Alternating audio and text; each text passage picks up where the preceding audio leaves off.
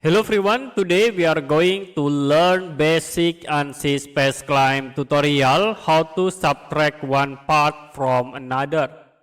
You can create new design and I will use rectangle tools, use pull tools to convert into 3D. And the second object you can create sketch again. Okay, I will create rectangle in this y-axis. After it, use pull tools to convert into 3D. Now you can move this objects part with the move tools. I will move in right axis into here.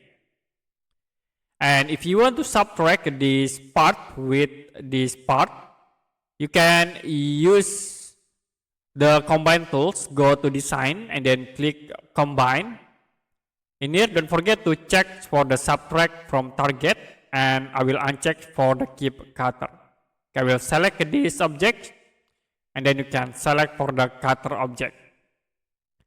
And that's it for basic Ansys Spaceclaim tutorial, how to subtract one part from another. If you have any question about tutorial, you can comment below this video.